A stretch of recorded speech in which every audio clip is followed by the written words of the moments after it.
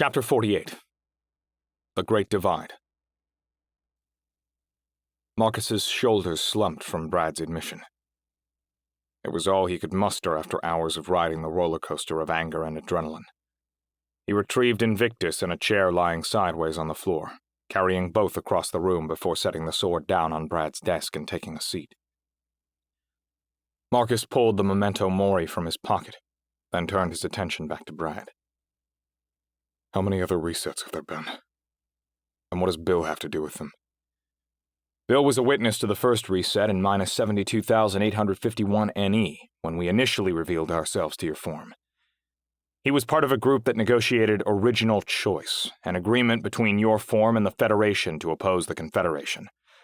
Under that accord, we promised to step in when you were close to being enslaved in this material existence, like we're doing now. The second reset happened in minus 15,198 NE. Bill acted as an ambassador for that generation since your form had forgotten about the agreement by then. Were the societies you reset as advanced as us? Advanced is a subjective term, Brad cautioned. The timing of our appearance has always had more to do with the Confederation than your developmental stage as a society. Though the latter informed how we presented ourselves. In the case of Bill's generation, they were astronomically minded, so we manifested as star people. In the case of the second reset, they were spiritually motivated, so we appeared as angels. For your generation, technological demigods made sense. If you're here, that means they both failed? Yes. Bill's generation made it to M3 and lost in a direct confrontation with the Confederation. After that, Bill went into hiding. Those from the second reset didn't even make it to M2 before being conquered. What happened to them? Marcus whispered. You already know their story. You've been telling it for thousands of years through cave paintings, myths, novels, movies, and even tech. It's the hero's journey. Good versus evil, end-of-the-world stuff, the rise of the phoenix from the ashes, and the individual's triumph over impossible odds. They built megalithic structures around the world and filled them with mathematical and astronomical timestamps in an attempt to tell you who they were, what they knew, and how to pinpoint the origin of their message. Above all, they tried to warn you about a coming judgment day. If you look closely enough, their fingerprints are everywhere. If the Confederation's goal is to enslave us, Marcus mused, and we've lost twice, why are we still here? Earth is a prison, custom built for your oversoul. The oversoul is real? You're about to experience the limits of that finite brain, Brad said with a subdued laugh. This will feel like drinking from a fire hose again, but through the agoge you'll come to understand everything. For now, I have a metaphor that should help. The oversoul is an immaterial collective consciousness that finds a form in the material existence. You can think of this bigger reality as a forest where each tree represents a distinct visible universe, and where the branches of the tree represent the parallel manifestations of a universe. The rings of the tree are the dimensions of existence, some material and some immaterial, but both of which are present on every tree branch. Hanging over this forest is a fog, the oversoul, and the individual souls are the drops of water. When it rains, the water is carried to the ground and absorbed into the roots, then passed up through the rings of a tree to a particular branch. Brad took a breath. What the Confederation has done is contain your form to one specific tree and within that one ring of one branch. It's purgatory. They keep you trapped there. The reset has helped some of the water evaporate back into the fog. But without intervention, they'll rain down onto the same tree with the same roots and end up on the branch where they began. Marcus stopped fidgeting with his coin. So the reset was for nothing then. Since most of your oversoul is on the other side of the veil now, the Confederation has been deprived of the lifeblood they require to maintain the tree and the branch you're currently on. That also makes it easier for alphas like you to shift growth onto a different branch, one that frees you from the Confederation's control and restores balance to the forest. And once that's accomplished, the fog will lift, and you'll move on from this cycle by achieving total enlightenment. I don't understand. Enlightenment isn't easy. Brad smiled, picking up a chair and coming to the table with Marcus. With time, it'll make sense. For now, focus on the choices you face, and more specifically, the conflict they may cause.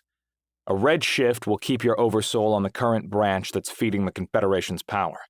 A blue shift will allow your oversoul to follow a different parallel branch that'll restore balance to the forest. The Confederation is determined to ensure a red shift. They've burned entire trees and destroyed countless individual branches to get to this point. When you say they've burned trees, you mean universes? Correct, Brad confirmed. And as bad as that sounds, it's not the worst thing that could happen. Marcus leaned forward. It's not? Not even close.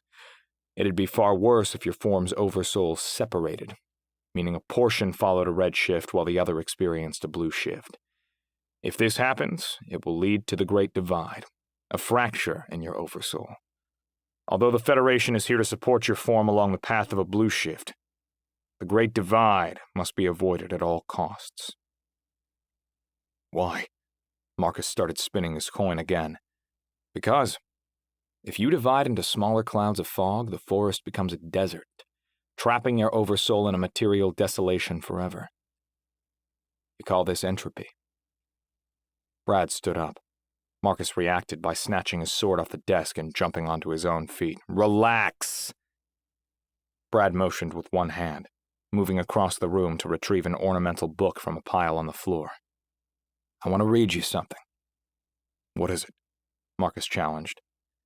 An essay by one of your form's greatest minds, Ralph Waldo Emerson. I want to share a specific passage. Brad cleared his throat while adjusting his glasses.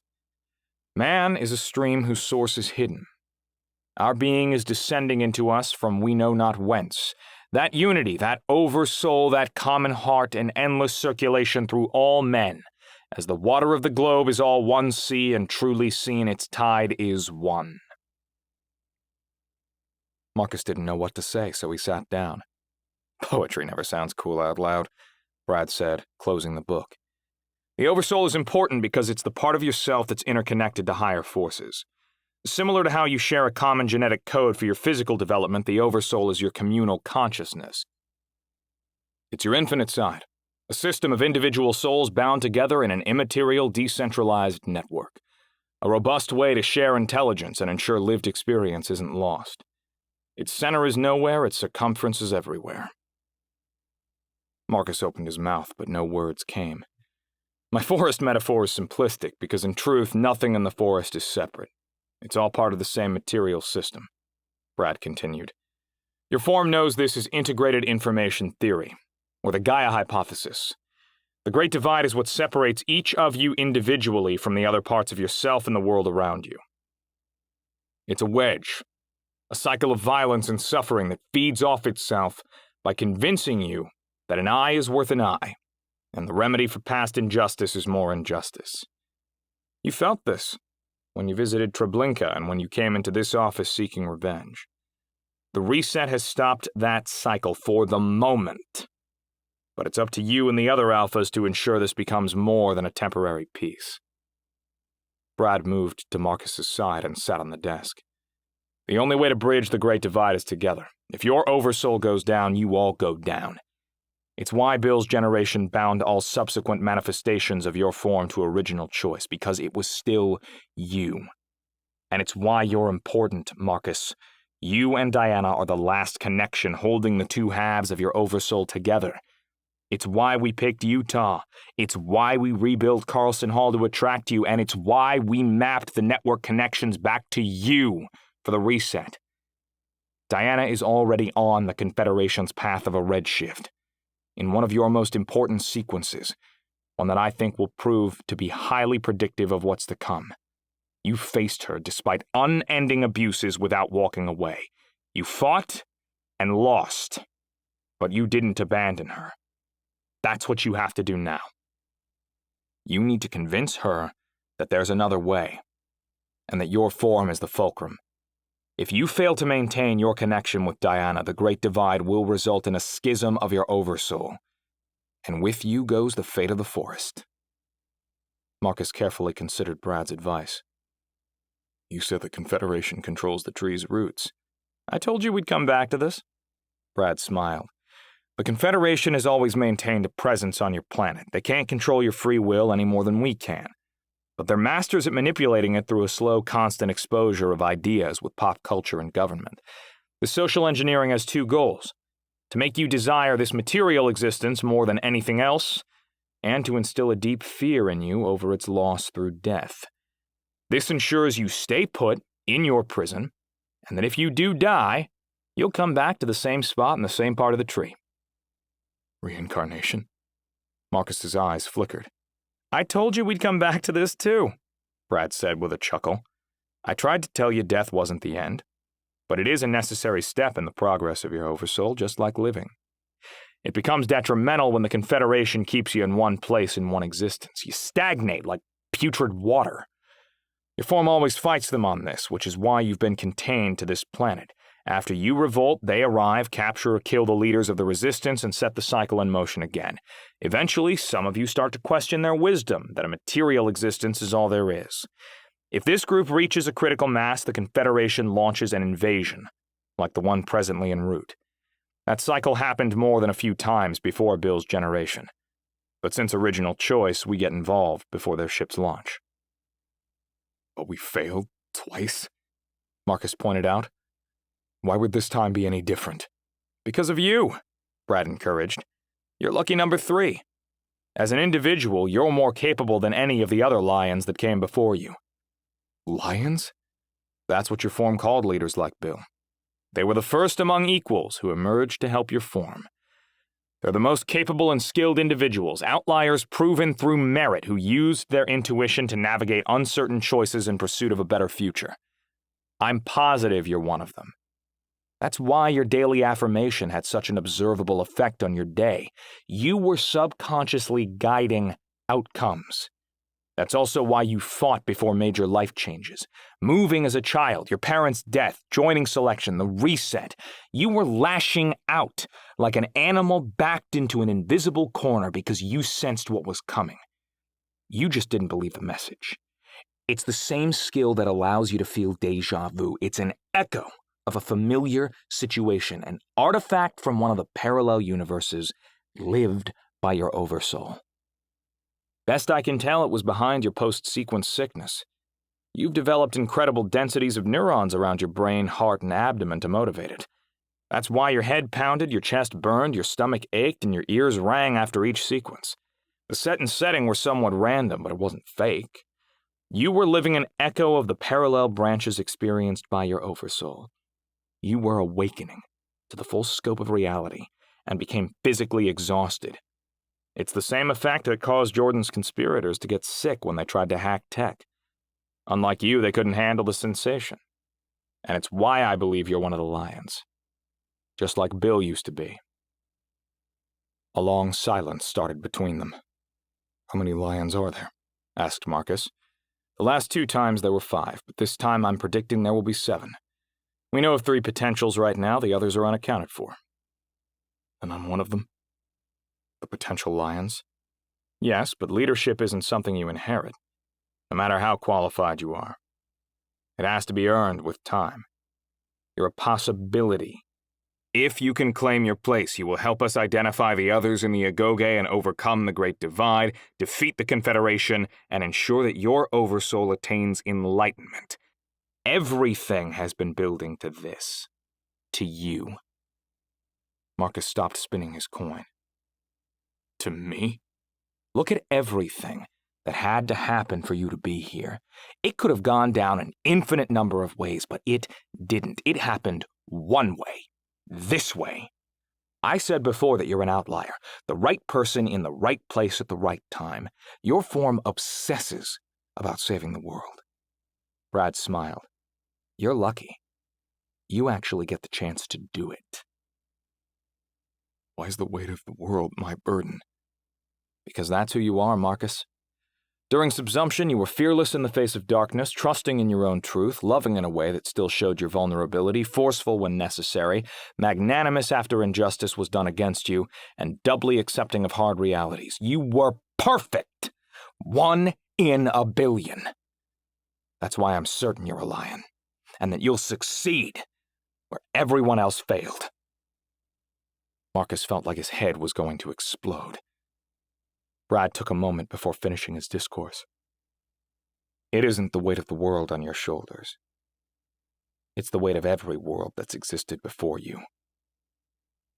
Marcus was averse to the idea. I'm not ready. No one ever is. No, you don't understand, Marcus insisted. You've made a mistake. I'm not the right person. I don't even sit in the emergency row on airplanes. I can't handle this kind of responsibility. Brad's eyes lit up. Your doubt is predictable, but it's baseless. You have to trust me and my data. Everyone but Diana believes you're capable of this. Anthony said as much, so did Monica. And while Jordan may have seemed like he was on the fence, deep down he knew how important you are. Trust yourself.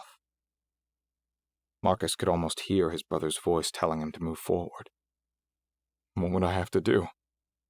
Are we still bargaining about this? Brad laughed. The first step is to join the other alphas for final rites. Then tomorrow you'll begin rebuilding. Once that's done, you'll get the chance to save the world. With you? No. I'm a researcher, not a social architect. But you won't be alone. I've got a gift for you. For all of you.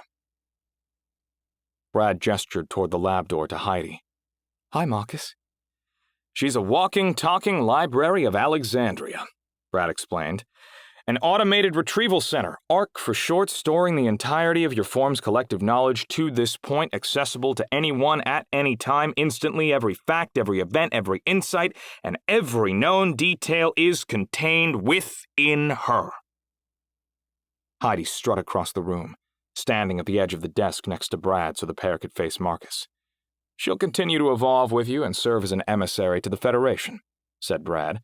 She'll act as the repository of your rules and be an unbiased arbiter in the event of a dispute. No individual can control her, but she can be modified by the collective will of all 7,010 alphas. Shall I explain the endowment? Heidi asked. No time like the present. After each reset, the Federation has provided your form with a set of 7 technologies, Heidi revealed. This is similar to the Federation's Technology Accelerator program at the black market. A hand up, not a hand out, to spur your own wave of innovation. Collectively, these starting technologies are called the endowment.